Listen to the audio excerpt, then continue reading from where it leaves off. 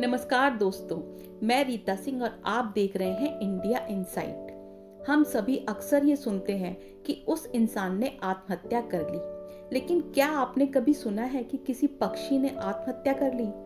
आप लोग सोच में पड़ गए होंगे, ऐसा कहीं होता है क्या कि कोई पक्षी आत्महत्या कर ले? चलिए चलते हैं असम के छोटे से गांव जटिंगा में और जानते हैं क्या सच में पक्षी आत्महत्या करते हैं। जटिंगा गांव इसी रहस्यमय घटना के लिए प्रसिद्ध है। कहते हैं कि यहाँ हर साल हजारों पक्षी खुदकुशी करने आते हैं। असम की जटिंगा घाटी को पक्षियों का सुसाइड पॉइंट भी कहा जाता है। यहाँ अगस्त से सितंबर के बीच अमावस्या की रातों में हजारों पक्षी इमारतों से टकराकर जान दे देते हैं।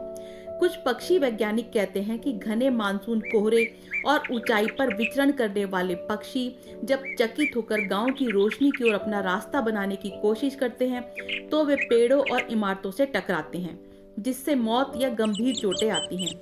लेकिन ये कोई वैज्ञानिक नहीं बता सका कि ये पक्षी रात को क्यों उड़ते हैं, जबकि हम सभी जानते हैं कि सभी पक्षी सूरज ढलने से पहले अपने अपने घोंसले में लौट जाते हैं।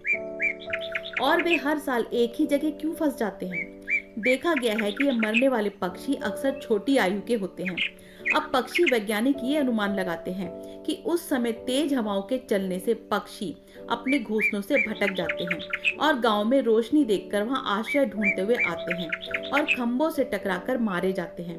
कुछ पक्षी विशेषज्ञों का कहना है कि पक्षियों में आत्महत्या जैसी प्रवृत्ति होती ही नहीं है। उनके अनुसार जब कोहरा घना होता है और मौसम में नमी होती है, उस वक्त हवाएं तेजी से बहती हैं, जिसकी वजह से रात के अंधेरे में पक्षी रोशनी के आसपास उड़ने लगते हैं।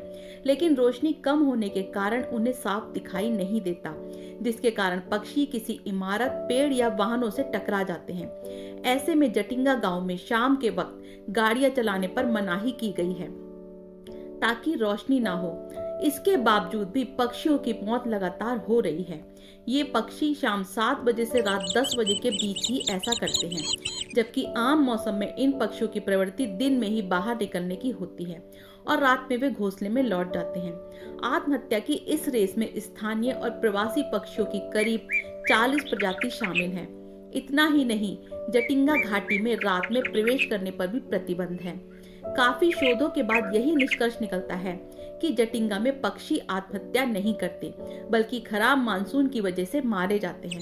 अब इसमें सच्चाई कितनी है, ये तो आने वाले सालों में ही पता लगेगा। आपको हमारी ये जानकारी अच्छी लगी हो तो चैनल को लाइक, सब्सक्राइब और शेयर करना ना भूलें। साथ में बेल आइकॉन भी जरूर दबाएं, जिससे हमारी आने वाली हर वीडियो आप तक सबसे पहले पहुंच सके।